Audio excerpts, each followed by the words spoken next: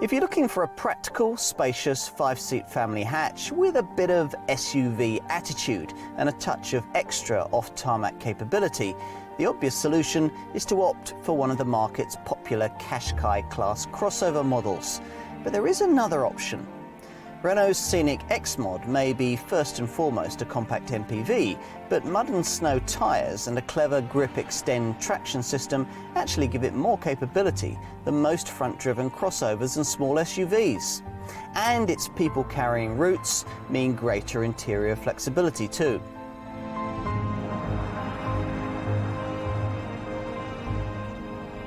I'm going to start by talking crossovers. You know, those SUV-style Qashqai-class family hatchbacks on steroids that so many people seem to want these days. This Renault Scenic XMOD isn't officially one of those, but it would clearly like to be. Renault, of course, knows plenty about crossovers and already sells one purpose-designed such car, the Clio-based Captur.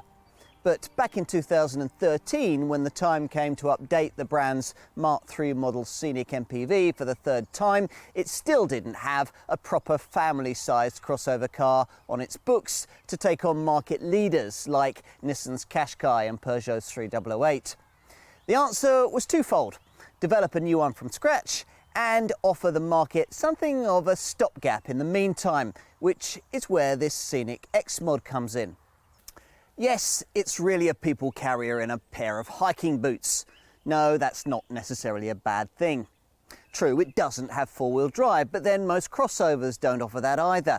And most won't give you the grippier tyres, slightly raised ride height and clever enhanced traction system this XMOD does have, along with levels of space, practicality and seating flexibility that most comparably priced crossover models can only dream about. If you like the look and don't mind the people-carrying heritage of this car, you could conceivably find it all quite tempting. It's certainly a recipe that Renault has had plenty of time to perfect. The brand has, after all, been offering us adventurous scenic variants like this one since the turn of the century. So, should family folk give this car a second glance? Let's find out.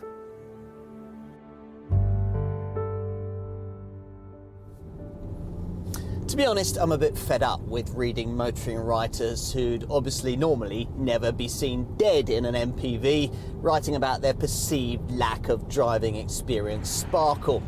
If you're hurling one of these around the lanes, you'll either need a ready supply of sick bags in the back, or you very obviously bought the wrong kind of car. So Renault's choice to prioritise comfort in scenic motoring has always been the right one. It's a pleasant surprise then to find that this third generation model can also work with you when you're running late for the school play or you're behind schedule on a back road with dinner burning in the oven, even if it isn't the sharpest drive in the class. Much of this is down to a clever front suspension setup. Now, I won't trouble you with the technicalities, but the end result is a car that rolls less than you'd expect from a people carrier and turns into corners with reassuring sharpness so that you can capitalise on the surprisingly good grip.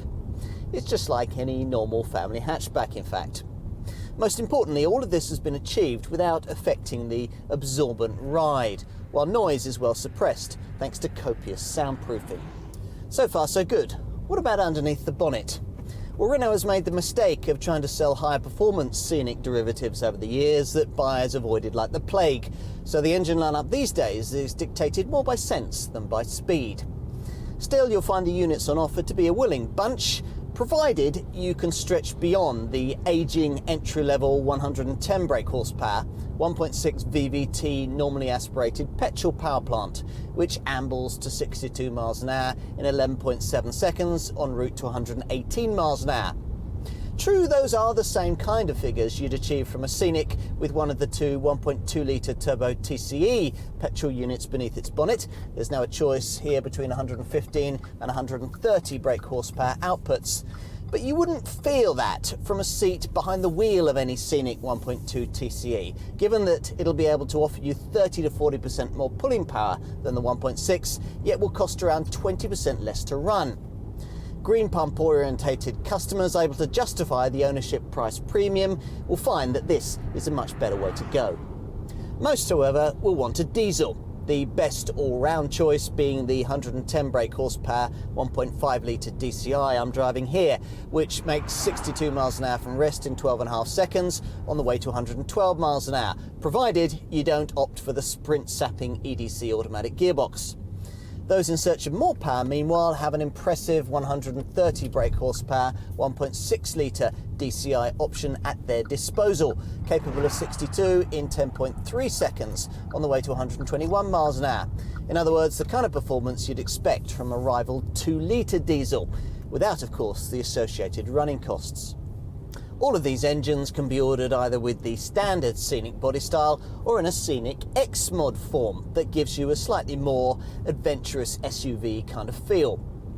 The XMOD concept hopes to do enough to enable some to consider this car as a viable alternative to a Qashqai-class crossover model. A big ask? Well, possibly. The first thing to point out is that, unlike the earliest expeditionary style version of this model that Renault bought us, that was the first generation design-based Scenic RX-4 of 2000, but just like its second generation replacement, the Scenic Conquest, this car doesn't have either four-wheel drive or any sort of significantly raised ride height to offer. Still, that's hardly a crossover segment deal breaker. If you find any Qashqai style car with either of those things, you found something very rare indeed.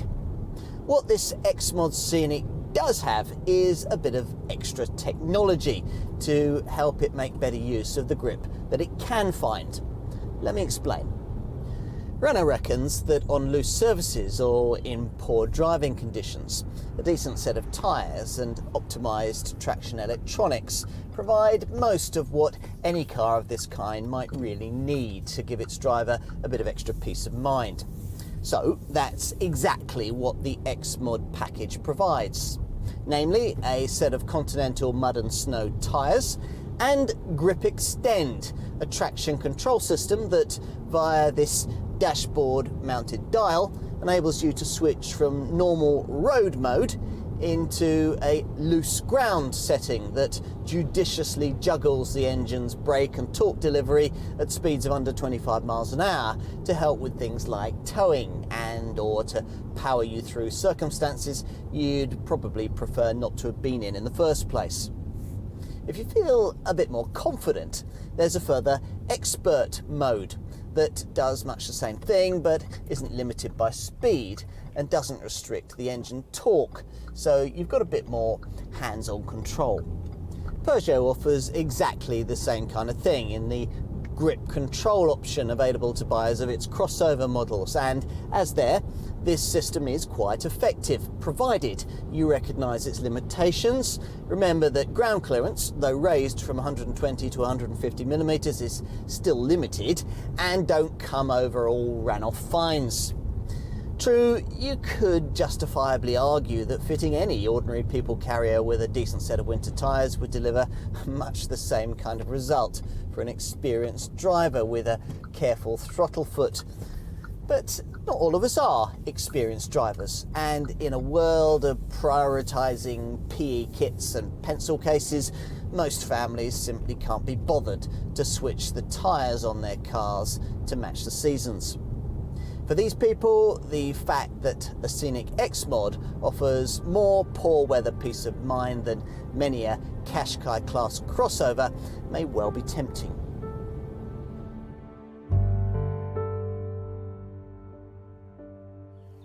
Go for the XMOD model that I have here and you get chunkier bumpers with silver skid plate style inserts, front and rear, special wheels, sill guards and chrome finish roof bars.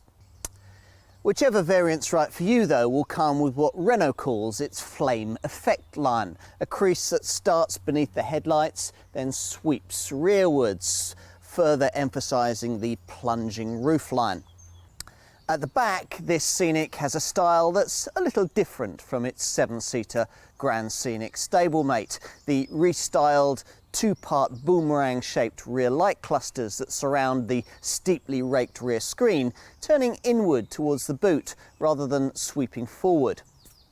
As before, this 5-seat Scenic model is only 216mm shorter than its 7-seater Grand Scenic stablemate, which bodes well for the room on offer inside.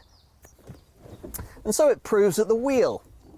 The large, wide windscreen makes the cabin feel spacious and airy, even more so if you've opted for the huge panoramic glass sunroof. Plus, the driving position offers loads of adjustment, with a seat that can be jacked up so high that even the shortest driver gets a commanding view. The soft-touch sweeping dashboard design shows just how far Renault has come in recent times in its pursuit of perceived quality, and there are some very classy touches, like the full-colour TFT display that you can tweak to your own colour choice and displays analog and digital. You can also specify a useful extra mirror to more easily watch what your children are doing behind. Now, to keep them all quiet, there are 3 12-volt power sockets around the interior so that games consoles and MP3 players can be topped up. Probably the key interior change with this revised model is the addition of this optional R-Link multimedia system with its 7-inch colour touchscreen and upgraded TomTom sat-nav setup. Now, you'll need to pay an ongoing live services subscription to fully use everything that R-Link has to offer. But once you have, through the touchscreen, you'll be able to access the Renault R-Link store for viewing or downloading specialist apps for everything from tweeting to games. With the right app added, you can also search yellow pages, check your emails, use a text-to-speak function, and even check out the local weather. Move into the second row and you'll start to appreciate the main benefit of buying a 5-seat MPV rather than the Qashqai-class Crossover model you could have had for the same sort of money. That kind of car will give you the same sort of basic rear bench you get on any Focus-style family hatchback, perching the unfortunate middle rear passenger on some hard and narrow piece of bulging foam with legs astride a central transmission tunnel. In contrast, here you get a far more flexible arrangement with 3 individual seats that separately recline and slide backwards and forwards so that either legroom or rear luggage space can be prioritised. They fold too, of course, which means that if you're only carrying a couple of rear passengers, the middle chair can function as a table for the 2 outer folk. And talking of tables, there's the option of aircraft-style fold-out ones built into front seat backs with optional storage pockets. Want it to feel all a little more airy?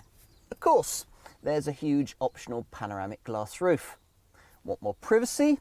No problem. There are optional integrated retractable rear side window blinds that you can specify along with dark tinted rear windows. You further appreciate the flexibility of these rear seats when it comes to the question of luggage space. Now, there's 437 litres with them pushed right back, as here, but you can increase that incrementally by individually pushing the chairs forward and freeing up as much as 555 litres, while still being able to carry 5 people. Or of course, if the seats aren't needed, you can simply individually fold them, tumble them forward, or remove them completely. In tumble forward mode, you free up 1,837 litres of total fresh air, a figure just 317 litres less than you'd get with the same configuration selected in the 7-seat Grand Scenic model. In context, that's 317 litres more than you'd get in a rival Volkswagen Golf SV, and only just short of what's on offer in the class-leading Citroën C4 Picasso. Need more? Then, if you specified the optional fold-flat front passenger seat, then pushing it forward will free up space for really long items like surfboards or mountain bikes. But if it still isn't enough to take the load you have in mind, as I said earlier, you can simply take all the seats out completely. Though even if you've got somewhere to put the things, the whole procedure is so complicated and awkward that you'll be finding excuses not to do it. Rivals with seat systems folding flat into the floor do it better. But then the seats tumble forward. 1,837 litres of total capacity is about as much as most families will ever need. And the Scenic builds on this with a further 86 litres of interior storage oddment space. Let me show you. Underfloor compartments, under-seat drawers, a huge chilled illuminated glove box, centre console cubbies, door pockets and trays on the seat backs should help to keep the family's paraphernalia in check. I also like the option that you have of a sliding centre storage unit between the front seats that slides forward so it doesn't get in the way if you push the middle rear seat right forward, as you might do, to keep a better eye on a child in a booster seat. Overall then, if you don't need 7 seats, there's probably enough flexibility here to justify this Scenic's premium over a conventional Megane-sized family hatch.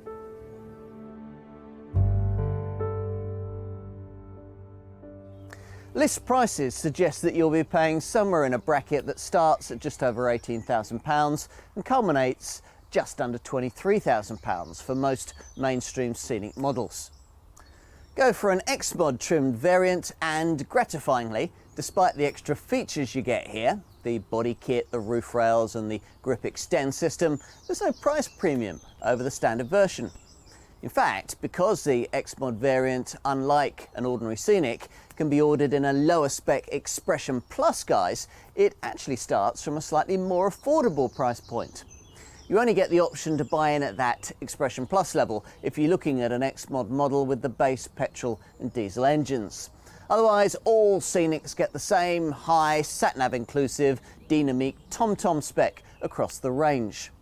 Use that trim level as a benchmark if, out of curiosity, you find yourself wondering just how much more it would cost to own a Scenic over Renault's more conventional family option for this sort of car, their Megane Sport Tourer estate.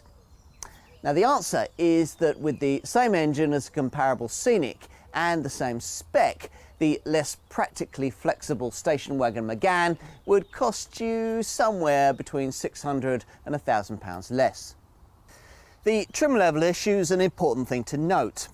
Because Renault insists on offering nearly all versions of this car with one fully packed dynamic TomTom kit list ready included, it can look pricey against its closest two direct rivals, Citroen's avant-garde C4 Picasso and Ford's more conventional C-Max. But if you match the models that you have in mind spec for spec, which will mean ordering either the Citroen or the Ford with more expensive trim, then you'll find that there's only a few £100s in it. This Scenic's other two most direct rivals come from the Volkswagen Group. Seat's Altea is a budget-minded possibility that will save you a couple of thousand. If you're looking at a diesel engine, it only comes in TDI form, but it's a very old design that's significantly smaller. A better match, bigger and much more modern, is Volkswagen's Golf SV, but it's still smaller inside than this Renault and will cost you £1,500 to £2,000 more when adjusted for spec. So let's assume that you've looked at the opposition in the 5-seat compact MPV sector, done your homework, got the right deal, and decided that a Scenic is indeed just what you want. What can you expect to get for your money? Well, whichever engine you choose, 1.6 VVT petrol, 1.2 TCE petrol, this 1.5 DCI diesel or a 1.6 DCI diesel, you should find your car to be very well equipped, with many features you'd normally expect to have to pay extra for. But let's start with the stuff you'd expect for this kind of money. Things like 16-inch alloy wheels, LED daytime running lights, front fog lamps, a Thatcham Category 1 alarm, Bluetooth compatibility for your mobile phone, cruise control, a decent quality MP3 stereo controllable from the leather trimmed steering wheel, and hill start assist to stop you from drifting backwards on uphill junctions. That's in addition to practical touches like USB connectivity, front and rear underfloor storage, and useful drawers beneath the front seats. All this is included on the entry-level Expression Plus XMOD models. With the dynamic TomTom trim that's standard across the rest of the range, you also get, as the name suggests, a Carmanat TomTom sat-nav system, plus auto headlamps and wipers, dual zone climate control, and the sliding centre storage box. There are also a few nice practical touches. A fold flat front passenger seat, lumbar adjustment for the driver's seat, seat back tables, and front seat bag storage pockets. If you've ended up with a base Expression Plus Scenic XMOD model though, these 4 elements can be added on as part of a very affordable extra cost comfort pack. You'll also find them included, if necessary, if your dealer persuades you to pay £1,500 extra for the tempting Bose Plus pack. Again, as the name suggests, this includes an upgraded Bose sound system, this one boasting 9 speakers and a digital amplifier. Plus, to justify the sum being asked, you get all the stuff that ideally you'd really want. Things like keyless entry, suede and leather trim for the seats, smarter alloy wheels, power folding mirrors, a sports steering wheel, various trim highlights, aluminium pedals, and practical features like rear parking sensors and extra tinted rear windows with sun blinds. Elsewhere on the options list, there are things like leather trim, heated seats, a digital radio, and a panoramic glass roof. I'd also want to allow a bit extra for the R-Link multimedia system with its upgraded sat-nav, eco-driving menu, and various useful downloadable apps. Safety-wise, there are Isofix child seat fastenings and all the usual twin front, side and curtain airbags. To avoid these ever being needed, there's a full suite of electronic acronyms to aid you too. ESC stability control and ABS with brake assist and brake force distribution, plus ASR traction control and CVC understeer control to help you through the bends. If you don't mind spending a little extra, the Safety Tech Pack includes rear parking sensors, an electrochrome rear view mirror, and most notably, Renault's clever Visio system, which includes a lane departure warning setup that'll stop dozy drivers from veering out of their lanes on the highway. And headlamps that'll automatically dip themselves in the face of oncoming traffic at night.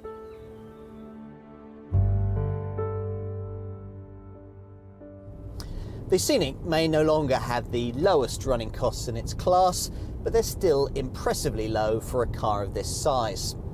The 1.5 litre DCI 110 diesel variant many will want, the one I'm trying here, manages 68.9 miles to the gallon on the combined cycle and 105 grams per kilometre of CO2, which slightly edges out a directly comparable Citroën C4 Picasso 1.6 HDI 90 and is far better than a Ford C-Max 1.6 TDCi can manage. The 1.6 litre DCI 130 Scenic variant is nearly as frugal, delivering 64.2 miles to the gallon and 114 grams per kilometre of CO2. Lower mileage customers will also want to consider saving the upfront diesel price premium and going for one of the 1.2 litre TCE petrol variants. With 115 brake horsepower, you can expect 47.9 miles to the gallon and 135 grams per kilometre, figures that deteriorate only marginally to 45.6 miles to the gallon and 140 grams per kilometre if you choose the 130 brake horsepower option. All of these Scenic models are aided in achieving these figures by a stop and start system that cuts the engine when you don't need it, stuck in traffic or waiting at the lights.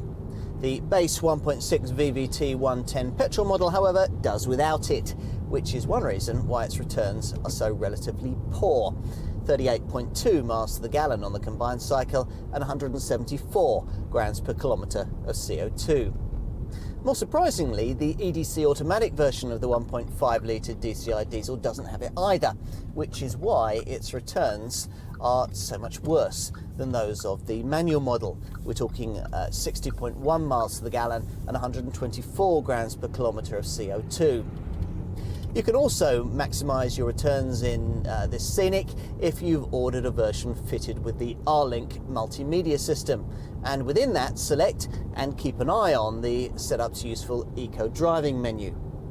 What else? Insurance groupings? Well, for the petrol 1.2 it's between 18 and 20, for the petrol 1.6 and the diesel 1.5 it's group 19, and for the diesel 1.6 it's group 23. Servicing is affordable and residuals no worse than you'd find from other mainstream rivals. Oh, and most buyers will want to consider the Renault 4 Plus programme, which provides retail customers with a comprehensive 4-year or 100,000 mile warranty, free routine servicing for 4 years or 48,000 miles, includes 4 years of roadside assistance cover, and offers up to 4 years of lease or PCP finance subject to status.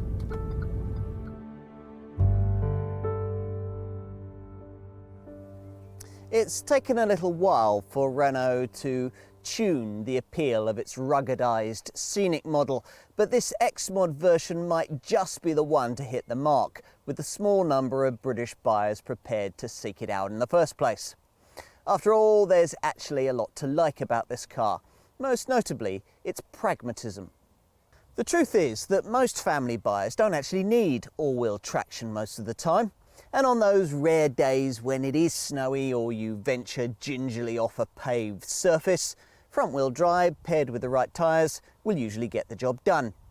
That's certainly the argument advanced by most front-driven crossover segment cars, but it's ironic that despite their SUV bravado, these Qashqai-class models will probably be less effective than an apparently humble Scenic XMOD when you really need them to be, say dealing with a muddy car park or when negotiating the school run through the next snowy snap.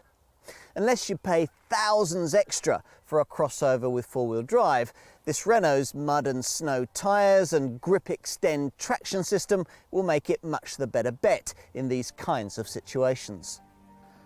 All of which means that if you were lazily heading into one of the popular Qashqai-class crossover models I've been talking about, or indeed planning to spend even more on a Freelander or RAV4-style soft-roading compact SUV, it's worth giving the Scenic XMOD a place on your shortlist. You might well be convinced by its sheer common sense. And there we were, initially thinking that this was all style over substance.